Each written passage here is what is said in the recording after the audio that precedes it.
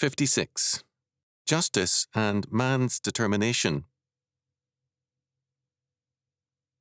There are many varieties of trees, but only one kind of justice. We can pick and choose the flowers of our choice, but there is no choice where justice is concerned. What is not justice is injustice, and justice is what God has ordained it to be. Our delight may be in marigolds or in orchids, in roses or in fuchsias, in one or in several. It's a matter of taste and preference. Justice is not a question of what we want, but of what God has decreed. We live or die by it, and we receive it. But we do not determine its nature or its scope. God does. Nietzsche, by stressing with others the priority of man and of man's power over good and evil, shifted the state from the function of justice under God to power and the ultimacy of state power. This revolution was facilitated, expedited, and encouraged by what was occurring in the churches.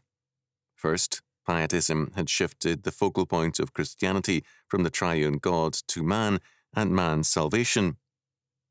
Salvation became less and less God's sovereign call to man for service in his kingdom and became more and more the deliverance of man from his problems and meeting man's needs.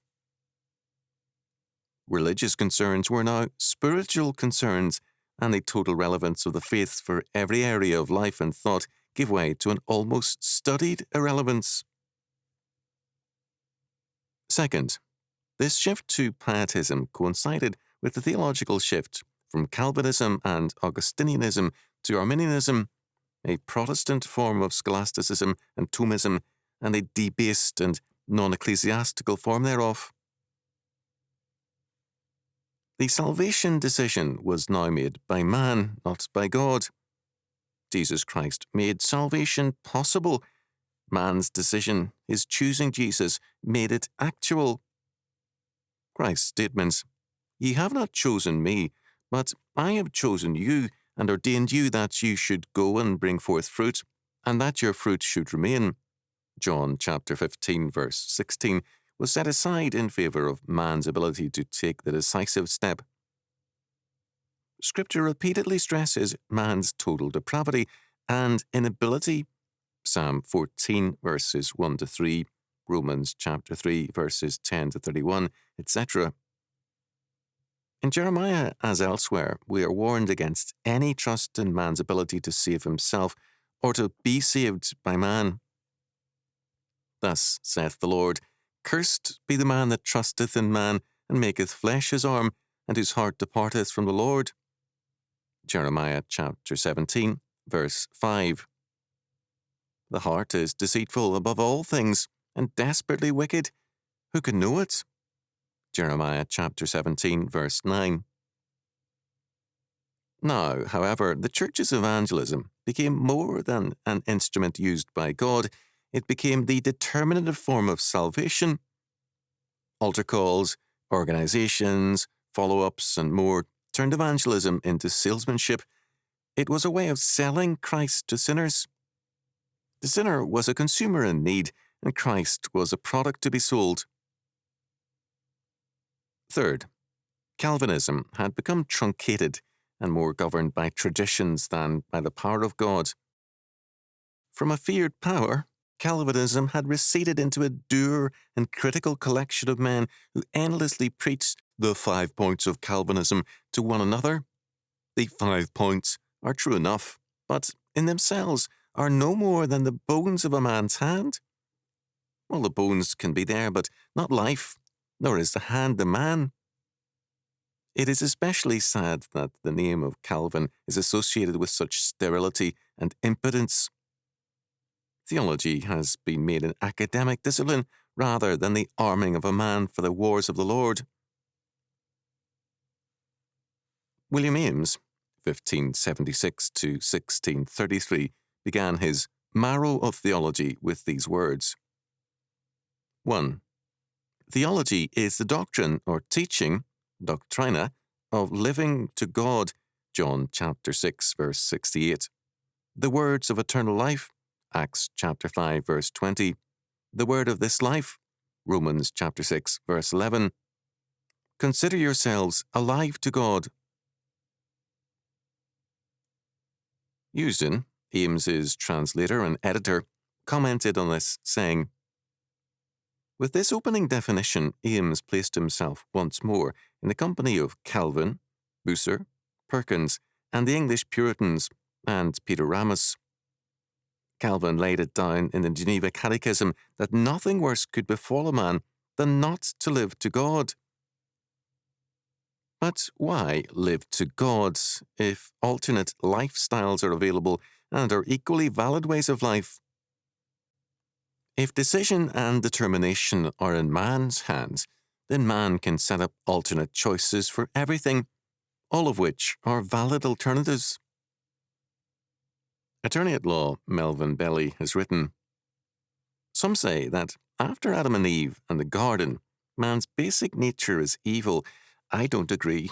I think man's basic nature is good, that there is a de rerum natura, a natural law. It's a concept of man that provides, without legislatures or constitutions, a natural or conscientious law which is good. This goodness is not an immutable, one-age goodness, but extends through history so that it is a contextual goodness dependent upon the time, age, and country. For Belly, first, man is naturally good. This means that man can solve the problems of man and society without God. Second, there is no absolute goodness. Justice and the good are dependent on the context or situation.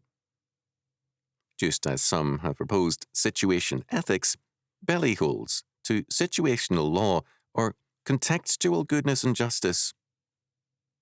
Third, this implies that justice and law are not only contextual, but also evolving, so that each age has its own justice and law in terms of its needs and development. Given this premise, how can the, quote, right, end quote, developments be known? The 20th century has seen a number of developments, most notably communism, fascism, National Socialism, dictatorship, Islamic, quote, fundamentalism, end quote, welfare democracies, and more.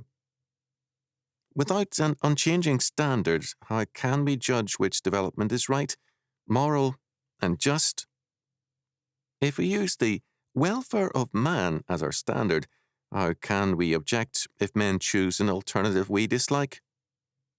Men may deem their welfare best served by a good we regard as evil. In a film documentary on her life, actress Lillian Gish spoke of David Llewellyn Mark Griffith, 1875 to 1948, the pioneer film producer. According to Miss Gish, Griffith believed that films would bring in the millennium by acquainting all the peoples of the world with one another and thereby furthering mutual love and help. Now we have others who believe that student exchanges will accomplish the same goal, or cultural exchanges. The Bolshoi ballet tours are thus seen as a building block for peace. Of such foolishness there is no end. I regularly receive enthusiastically written proposals of schemes whereby national or world problems will be solved. All such people believe that some plan, law, scheme of justice, or cultural exchange devised by man will change man and bring about world peace and justice. Whether they occupy positions high or low, they share in common a high opinion of man, beginning with themselves, and a low opinion of God, if they believe in him at all. Their premise is that his world is to be recreated by man, and it is God's duty to support man in his worthy task. Law and justice are man-made, and I have been told by more than a few, God's attempt at lawmaking was crude and primitive, and at best valid only for the nomadic Hebrews. The sovereign in any system is the source of law and the determiner of justice. For modern and so-called postmodern man, the sovereign is either man or the state. We are told in Exodus chapter 34, verse 14, "For thou shalt worship no other God, for the Lord, whose name is jealous, is a jealous God." False sovereigns or gods have a very poor future.